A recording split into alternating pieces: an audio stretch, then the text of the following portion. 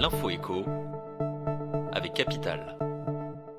Et on commence avec le chiffre du jour. 3 ans, c'est la durée maximale pendant laquelle les petits patrons, commerçants, professions libérales ou encore micro-entrepreneurs vont pouvoir étaler le paiement de leurs impôts dus entre le 1er mars et le 31 mai 2020, c'est-à-dire pendant la période où l'activité économique était à l'arrêt à cause du confinement.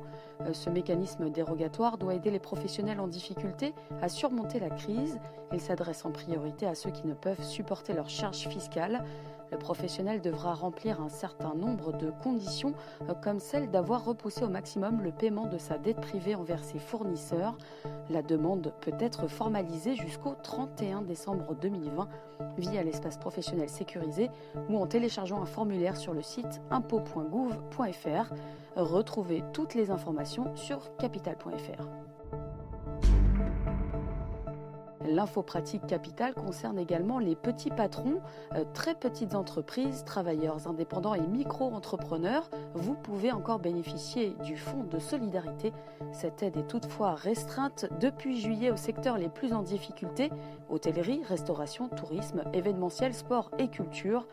Un décret publié samedi 15 août précise la liste des activités concernées entre juillet et septembre.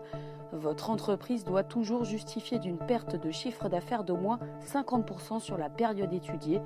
À noter que le montant mensuel plafonné à 1 500 € est doublé à Mayotte et en Guyane, tandis que les discothèques, toujours fermées cet été, peuvent percevoir jusqu'à 15 000 € par mois pour la période allant de juin à août. Le coup de gueule du jour sera-t-il poussé par les salariés ?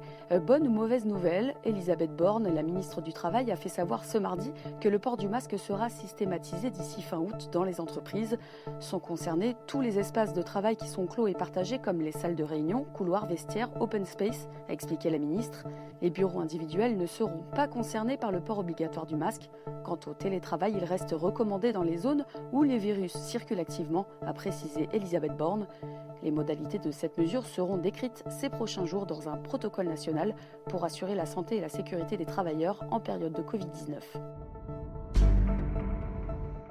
Et on termine avec un carambolage qui coûte très cher. Si les véhicules avaient été des modèles classiques, la nouvelle serait passée inaperçue. Mais voilà, 3 voitures de luxe sont rentrées dedans la semaine dernière en Suisse. En tout, 4 véhicules ont été impliqués, dont une Bugatti, une Mercedes et une Porsche. Le carambolage s'est produit dans le col du Gothard, dans le canton du Tessin, et le montant des dommages devrait s'élever à plus de 3,5 millions d'euros. La conductrice de la voiture allemande a été blessée et transportée à l'hôpital par les secours. Les autres conducteurs n'ont pas été blessés en revanche. C'était l'info écho avec Capital.